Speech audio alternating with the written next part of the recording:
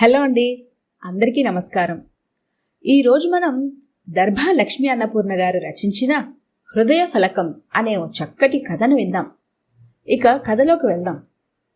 రోజు చేసినట్టుగానే యాంత్రికంగా చకచకా పనిచేసుకుపోతుంది కానీ లక్ష్మి మనసు మాత్రం ముందుకు సాగడం లేదు. అసలు మామూలుగా అయితే పనిచేసేటప్పుడు తనకి మాత్రమే వినిపించేలా కూనిరాగాలు తీసుకోవడం అలవాటు లక్ష్మికి. ఎంత శ్రమనైనా కష్టాన్నైనా ఆడుతూ పాడుతూ దాటేయాలన్నది ఆమె సిద్ధాంతం. అయినా ఇవాళ ఆమె మనసుని వేధిస్తున్న సమస్య మాత్రం కూని రాగాన్ని పలకరించేలా లేదు.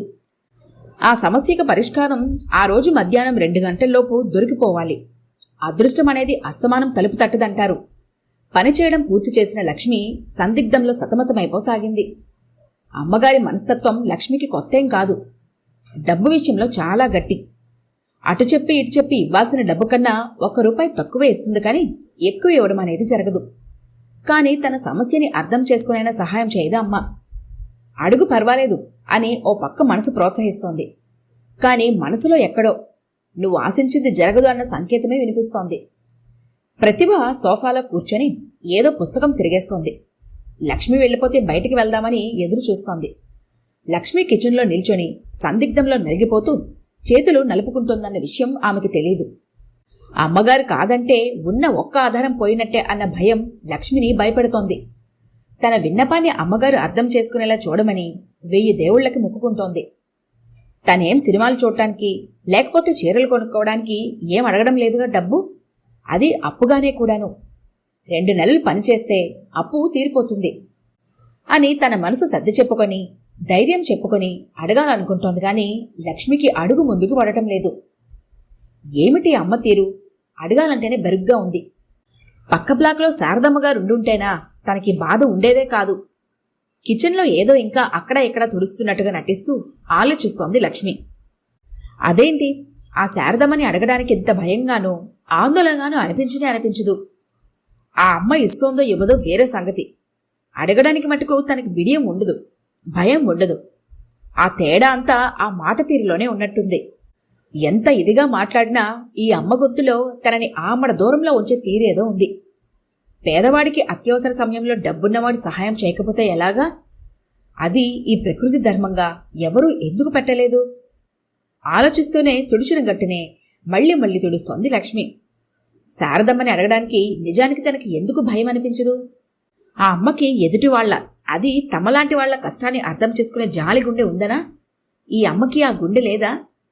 మనం మనుషుల్ని ప్రత్యేకంగా పరిశీలించకపోయినా, అలా పరిశీలించే సందర్భం రాకపోయినా కూడా వాళ్ల మాట తీరు, చిన్న చిన్న విషయాలైనా వాళ్ళు స్పందించే తీరు ఎదుటి వాళ్ల మీద అప్రయత్నంగానే ఒక రకమైన ముద్ర వేసి వాళ్ల మీద ఒక అభిప్రాయానికి వచ్చేలా చేస్తుంది. ఈ అమ్మకి ఆ గుండె ఉన్నా లేకపోయినా ఇప్పుడు తన సహాయం అడక్క తప్పదు.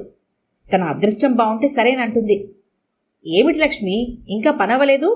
నేను బయటకు వెళ్ళాలి, తొందరగా ముగించు అంటూ అటుగా వచ్చిన ప్రతిభ బయటకు వెళ్ళబోతుంటే పిలిచింది లక్ష్మి. అమ్మగారండి అని వెనక్కి తిరిగి ఏమిటన్నట్లు చూసింది ప్రతిభ. నాకు ఓ 3000 డబ్బు కావాలండి, నా జీతంలో కట్ చేసుకుందిరుగానిలేండి నెల నెల. రెండో వాక్యం గబగబా హడావిడిగా చెప్పేసింది. ఏమిటి 3000? ఎందుకు? పట్టుచీర కొనుక్కుంటావా ఏమిటి? అమ్మగారి మాట లక్ష్మికి ఎందుకో మనసులో గుచ్చుకున్నట్టుగా అనిపించింది. 3000 అప్పు చేసి తన పట్టుచీర కొనుక్కునే పరిస్థితిలో ఉందా? అంతే, తమలాంటి వాళ్ల కష్టాలు ఇలాంటి డబ్బున్న వాళ్ళకి వేలాకోలంగానే ఉంటాయి. అంత అవసరం గాని కష్టం గాని ఏమొచ్చిందని అడగచ్చుగా. పట్టుచీర కొనుక్కుంటావా అని అడగాలా? ఏమిటి లక్ష్మి, సమాధానం చెప్పకుండా ఆలోచిస్తున్నావు? 3000 డిపాజిట్ కడితే మా ఆయనకి ఎక్కడో ఉద్యోగం దొరుకుద్దటమ్మగారు. గొంతు నిండా కళ్ళ నిండా ఆశ నింపుకొని చెప్పింది లక్ష్మి. 3000! ప్రతిభ కళ్ళు ఆశ్చర్యంతో ఇప్పారాయి. అవును అనడానికి లక్ష్మికి భయంగా అనిపించింది. ఉద్యోగం ఎక్కడా, జీతం ఎంత అన్న వివరాలు అడిగింది ప్రతిభ. అన్ని వివరాలు చెప్పి రాక రాక వచ్చిందమ్మాయి అవకాశం, డబ్బులు ఇవ్వకపోతే చేజారిపోద్దని భయంగా ఉంది. ఇంత డబ్బు తీసుకువెళ్ళి తీరా నీ మొగుడి చేతిలో పెడితే వాడు దాన్ని ఉద్యోగం కోసమే ఖర్చు పెడతానని నమ్మకమేమిటి? లక్ష్మి ఒక్కసారిగా ఉలికిపడినట్టుగా అయింది. అమ్మగారి ప్రశ్నకు జవాబు ఏం చెప్పాలో తెలియలేదు. ఇన్నాళ్ళు తన మొగుడు పనిబద్ధకస్తుడనే ఆలోచనే గాని ఇలాంటి అనుమానం ఎప్పుడూ రాలేదు. నిజానికి తన మొగుడు బుద్ధిమంతుడే కూడాను. పేదరికం ఎదుటి వాళ్ళకి ఇలాంటి అనుమానాన్ని కూడా కలిగిస్తుందన్నమాట. లక్ష్మికి ఉక్రోషంగా అనిపించింది. ఆగి ఉక్రోషం గొంతులో కనిపించనీయకుండా తమాయించుకుంటూ అంది, అలాంటిదేం లేదులేండమ్మగారు. నా మొగుడికి ఏ చెడ్డలవాటు లేదులేండి. కనీసం బీడి కూడా తాగడండి. ఎటొచ్చి కాస్త రంగుల రంగుల చొక్కాలంటే ఇష్టమండి, అంతే. చివరి మాటల్ని ముసిముసిగా నవ్వుకుంటూ చెప్పింది లక్ష్మి. ఆ ముసిముసి నవ్వులకి ప్రతిభ ముసిముసి నవ్వులు నవ్వలేదు. డబ్బులివ్వకుండా ఉండటానికి ఇంకో కారణం వెతికింది. తెచ్చిచ్చేస్తాను, జీతంలో కొట్టక్కర్లేదు అంటావు. కాని ఏది? ఇప్పటిదాకా అలా ఎప్పుడూ జరగలేదు. జీతంలో చూసుకోవడమే అవుతోంది. లక్ష్మికి ఏం సమాధానం చెప్పాలో తెలియలేదు. అవసరాలు అలా ఉన్నాయి. తను మాత్రం ఏం చేయగలదు? డబ్బులు తీసుకున్నాక నువ్వు ఈ పనిలోకి రావడం మానేస్తే నేనేం చేయాలి? గాజు సామాను అద్దాలు అల్మరాలో పెడుతూ ప్రతిభ అన్నమాటకి లక్ష్మికి 2 నిమిషాల్లో దుఃఖం వచ్చినంత పనైంది. ప్రతి మనిషి తన ఆలోచన తీరుతో, ప్రవర్తనతో ఎదుటి మనిషిలో ఒక నిశ్శబ్దమైన బంధాన్ని ఏర్పరచుకుంటాడు. అమ్మగారు తన గురించి మంచిగా అనుకుంటారని, తనని విశ్వాసిస్తారని అనుకున్న లక్ష్మికి అమ్మగారి మాటలు ఈటెల్లా తగిలాయి. తనని ఇన్నాళ్ల నుంచి చూస్తున్న అమ్మగారికి తన మీద ఉన్న అభిప్రాయం ఇది అని తెలిసేసరికి లక్ష్మికి చాలా నిరుత్సాహంగా, నిస్సత్తుగా అనిపించింది. చేసిన ప్రతి పనిలోనూ తన నిజాయితీనే చూపించింది. ఇల్లు తుడిచేటప్పుడు, ఒత్తేటప్పుడు టేబుల్ మీద, మంచాల మీద పడి ఉండే విలువైన వస్తువుల్ని ఎప్పుడు తను ముట్టుకోలేదు.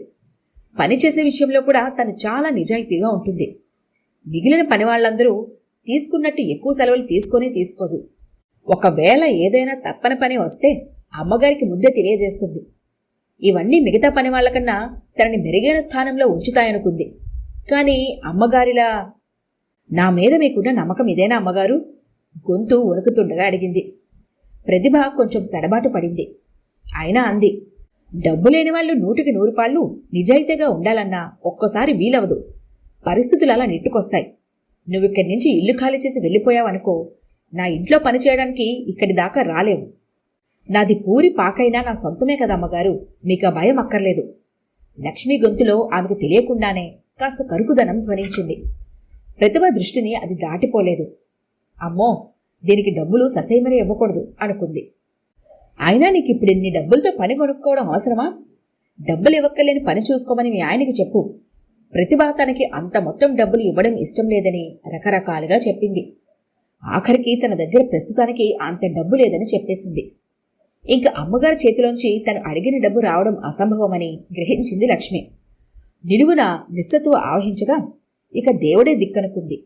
ఇంకా 2 రోజులు టైమున్నా బావుండును. అదీ లేదు. ఈ సాయంకాలంలోపు డబ్బు కడితే ఉద్యోగం తన మొగుడికి వస్తుంది. లేకపోతే ఇంకెవరికో వెళ్ళిపోతుంది. లక్ష్మి ఇంక వెళ్ళిపోదాం అనుకుంటుండగా 4-5 ఆడవాళ్లే వచ్చారు. హాయ్ ప్రతిభ అంటూ. వాళ్ళు వస్తూనే ఇల్లంతా నవ్వులతో సందడితో నిండిపోయింది. ప్రతిభ వాళ్ళని లోపలికి ఆహ్వానించి వంటింట్లోకి హడావిడిగా వచ్చి, లక్ష్మి, గబగబా ఈ ఉల్లిపాయల్ని ముక్కలు చెయ్యి అని ఉల్లిపాయలు అక్కడ పెట్టి మళ్లీ హాల్లోకి వెళ్ళిపోయింది. కిచెన్ హాలుని ఆనుకునే ఉండటంతో వాళ్ల మాటలన్నీ స్పష్టంగా వినిపిస్తున్నాయి లక్ష్మికి.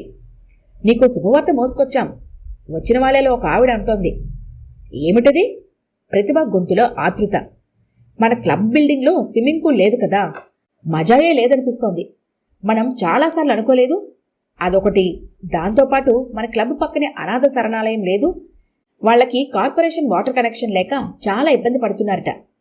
ఇంకా చెప్పే ఆవిడ మాట పూర్తి కాకుండానే, ఊళ్ళో వాళ్ళ సమస్యలన్నీ మనం ఎక్కడ తీర్చగలం అనేసింది ప్రతిభ. పూర్తిగా విను నేను చెప్పే మాట. దానికి మన స్విమ్మింగ్ పూల్కి కలిపి 10,000 చందా ఇస్తే స్విమ్మింగ్ పూల్ ప్రక్కన ఒక రాతి ఫలకం ప్రతిష్ఠించి మన పేర్లు అక్కడ వ్రాస్తారు. ఎంత గొప్పగా ఉంటుంది కదా అంది ఆవిడ. అప్పుడే అందరికీ మంచినీళ్ళు ఇవ్వడానికి అటుగా వచ్చిన లక్ష్మి స్నేహితురాలి మాటలకి ప్రతిభ మొహం వెలిగిపోవడం గమనించింది. స్విమ్మింగ్ పూల్లోని నీటి బిందువులు నీ పేరుకి రోజు అభిషేకం చేస్తుంటే ఎంత బాగుంటుంది. ఇంకొక ఆవిడ అందుకుంది. నా జన్మ ధన్యమైపోతుందంటావు. ప్రతిభ నవ్వుతూ ఆ మాటల్ని పూర్తి చేసింది. తర్వాత ఇంకో 2-3 వాళ్ళు ఎంతెంత ఇస్తున్నారో చెప్పారు.